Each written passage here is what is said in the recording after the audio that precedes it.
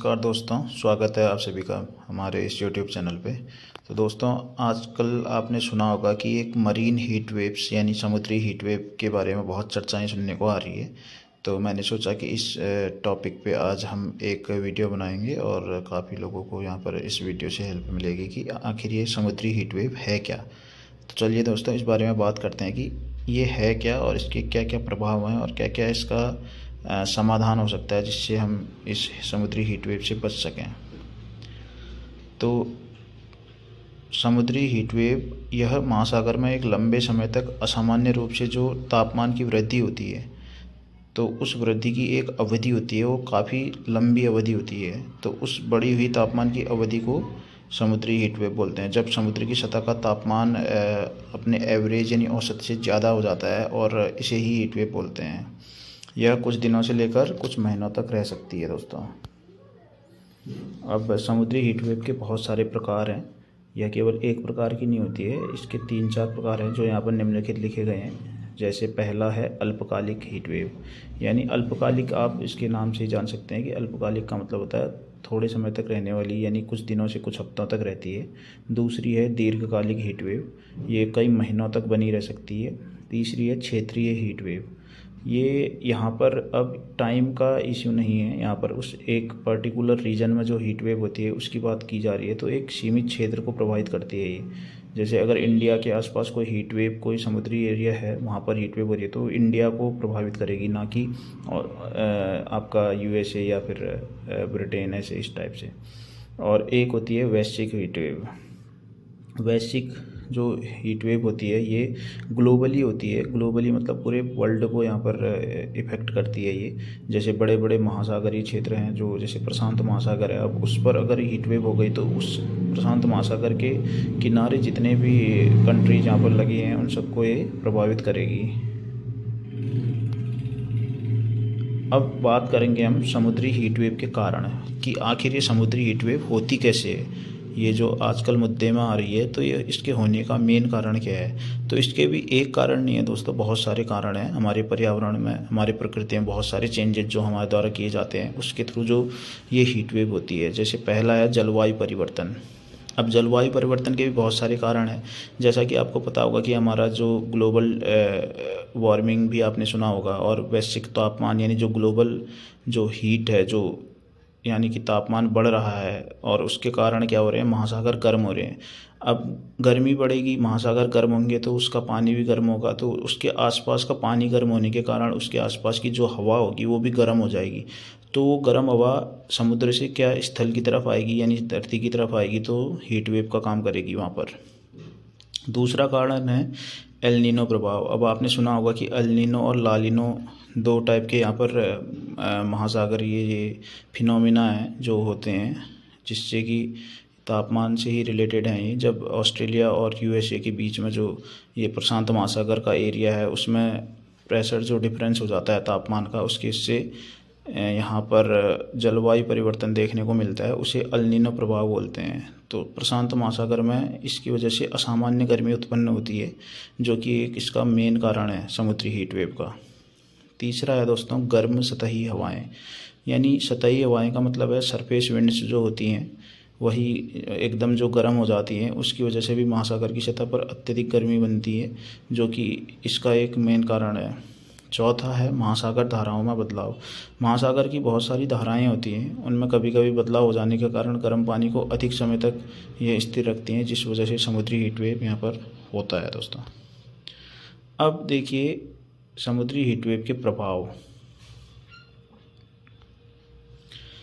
यहाँ पर कारण हमने डिस्कस कर लिया, अब इसके इफ़ेक्ट क्या हैं, क्या क्या इससे हमारे पारिस्थितिकी तंत्र में क्या क्या इससे प्रभाव देखने को मिलते हैं। सबसे पहला है प्रवाल भित्तियों का विरंजन। अब प्रवाल भित्ति जो यहाँ पर समझ नहीं आ रहा होगा, इसको कोरल रीफ्स बोलते हैं। जैसे ऑस्ट्रेलिया में ग्रेट बैरियर रीफ है, एक कोरल रीफ है जो हमारे इकोलॉजिकल सिस्टम का एक बहुत ही महत्वपूर्ण हिस्सा है। तो उसके लिए क्या है, एक टेम्परेचर मेंटेन होना चाहिए। अगर बहुत ज़्यादा पानी आपका गर्म हो रहा है तो ये उसमें भी सर्वाइव नहीं कर पाती हैं, तो ये इनका नष्ट हो रही हैं ये धीरे धीरे। उष्णकटिबंधीय समुद्रों में जैव विविधता नष्ट होती है। अब एक चीज़ बताइए, हमारी प्रकृति में कोई जीव है या किसी भी चीज़ की वनस्पति है वो धीरे धीरे ख़त्म हो रही है, तो इससे पूरे इकोलॉजिकल, पूरे हमारे पर्यावरण में इससे नुकसान होता है दोस्तों। अगर मान लो जैसे हिरन है, अगर हिरन की संख्या बढ़ गई बहुत ज़्यादा तो क्या करेंगे, घास को ख़त्म कर देंगे। तो इसीलिए हिरन को मेंटेन करने के लिए यहाँ पर प्रकृति ने टाइगर को बना रखा है। टाइगर हिरन को खाता है और मेंटेन रहता है सब चीज़। अगर टाइगर नहीं होगा तो हिरन बढ़ेंगे, हिरन बढ़ेंगे तो घास को खाएंगे, घास खाएंगे तो वनस्पति ख़त्म होगी, और ऐसे ही धीरे धीरे पेड़ पौधे ख़त्म होने लग जाएंगे, जिससे कि ऑक्सीजन का जनरेशन कम हो जाएगा। तो ये एक इकोलॉजिकल बैलेंस बना रहता है। तो हर चीज़ का मेंटेनेंस हमारे इकोलॉजिकल सिस्टम में, हमारे पर्यावरण में बहुत ज़रूरी है। अब जब हम ऐसे ही हमारे कुछ कारण मानव जनित होते हैं, कुछ आपका प्रकृति जनित होते हैं। तो जो मानव जनित कारण है वो ज़्यादा हैं हीट वेव के लिए, जिससे कि ग्लोबल वार्मिंग वगैरह ये सब होती है। उससे अल नीनो एक यहाँ पर मैं बोलूँगा कि प्राकृतिक प्रभाव है। तो समुद्री जीवों पर असर, दूसरा प्रभाव इससे होगा कि समुद्री जीवों पर बहुत ज़्यादा असर पड़ेगा। जैसे मछलियां हैं या अन्य जीव जो भी हैं, समुद्री जीव या वनस्पतियां, उन सब पर खतरा मंडराएगा। मछलियां देखिए यहाँ पर आपके जैसा कि फ़ोटो में दिख रहा होगा, इधर कोल्ड वाला इन्वायरमेंट दिख रहा है, इधर वार्म वाला दिख रहा है। तो गर्मी के कारण क्या है, सर्वाइव नहीं कर पाएंगे जीव जंतु और वनस्पतियाँ, वो धीरे धीरे ख़त्म होने लग जाएंगी। और जैसे जैसे हमारे जलीय जीव ख़त्म होंगे वैसे वैसे वहाँ का पारिस्थितिकी तंत्र बिगड़ जाएगा और हमको भी उसका नुकसान देखने को मिलेगा।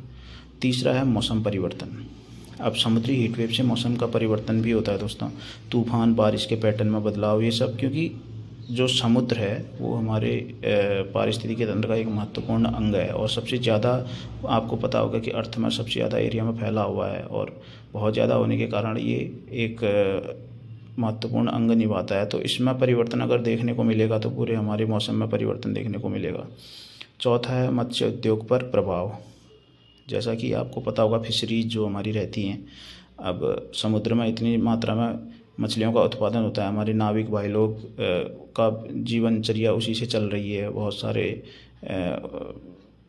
ये बोलेंगे कि फिशरीज वगैरह का बहुत ज़्यादा उत्पादन होता है। अगर ये सब हीट वेव के ज़रिए अगर फिश ही नहीं रहेंगी तो उन सब के लिए मैं बोलूँगा कि एक तरीके से जॉब का मतलब उनके लिए आपत्ति यहाँ पर आ जाएगी।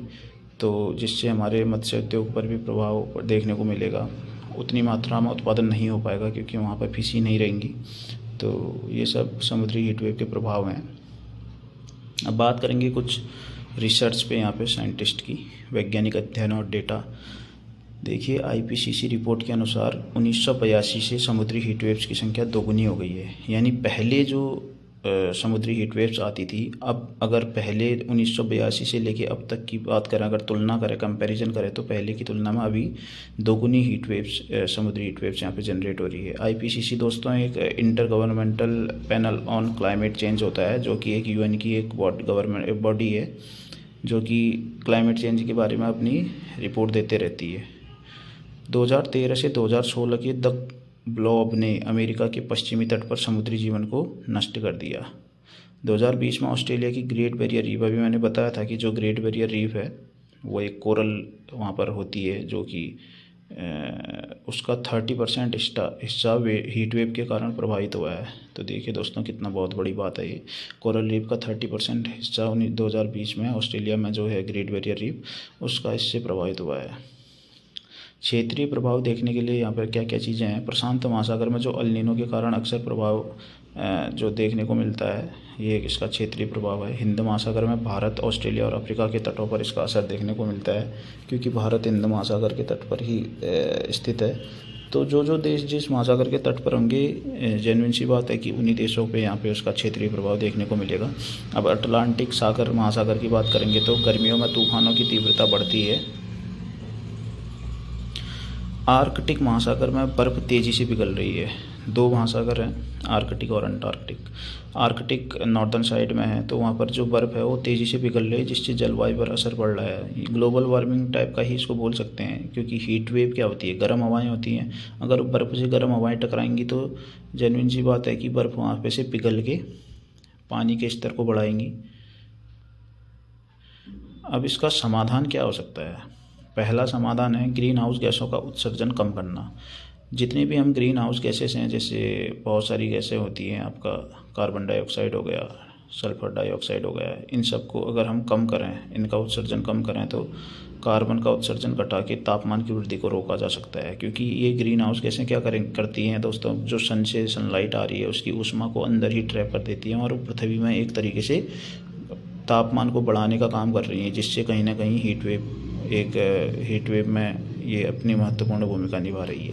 तो अगर हम ग्रीन हाउस गैसों का उत्सर्जन ही कम कर देंगे तो ये प्रॉब्लम को काफ़ी हद तक कम किया जा सकता है। दूसरा है समुद्री संरक्षित क्षेत्रों की संख्या बढ़ाना। समुद्री जैव विविधता को बचाने के लिए नए क्षेत्र संरक्षित किए जा सकते हैं। और तीसरा है जलवायु अनुकूलन तकनीकी अपनाना। तापमान निगरानी और वैज्ञानिक शोध को बढ़ावा देना, ये इसका एक महत्वपूर्ण समाधान हो सकता है। स्थानीय स्तर पर जागरूकता बढ़ाना भी एक बहुत ही अभिन्न अंग है दोस्तों इस समाधान। तो दोस्तों अंत में हम बात करेंगे यहाँ पे निष्कर्ष की। तो समुद्री हीट वेव्स जो भी है ये जलवायु परिवर्तन का एक महत्वपूर्ण प्रभाव है। हम अपने जलवायु में परिवर्तन कर रहे हैं, परिवर्तन इन द सेंस हम बहुत ज़्यादा प्रदूषण कर रहे हैं जिससे जलवायु में परिवर्तन हो रहा है और उसी से ये समुद्री हीट वेव्स जनरेट हो रही हैं। तो इस समुद्री हीट वेव्स को ख़त्म करने के लिए हमको जलवायु परिवर्तन की समस्या को सुलझाना होगा। और जलवायु परिवर्तन की समस्या को सुलझाने के लिए हम बहुत सारी यहाँ पर चीज़ें अपना सकते हैं, जैसे वैज्ञानिक शोध करना हो गया और जागरूकता फैलाना हो गया और नीति निर्माण, यानी सरकार और हम खुद इंडिविजुअली ऐसी नीति निर्माण कर सकते हैं जिससे समुद्री हीट वेव्स को जो जनरेट कर रहे हैं ऐसे कारण, उन कारणों को ही ख़त्म कर दिया जाए तो समुद्री हीट वेव्स काफ़ी हद तक कंट्रोल की जा सकती है, जिससे हम और हमारे आने वाली अगली पीढ़ी को सुरक्षित और संरक्षित किया जाए। तो दोस्तों इस वीडियो को मैं यहीं पर अंत करता हूं और आशा करता हूं कि आप सभी को ये वीडियो बहुत पसंद आई होगी। तो अगर आपको ये वीडियो पसंद आई है तो हमारे इस चैनल को शेयर, सब्सक्राइब और लाइक करें और कमेंट बॉक्स में अपनी राय यहाँ पर देना महत्वपूर्ण समझा और अपना कमेंट करें। धन्यवाद।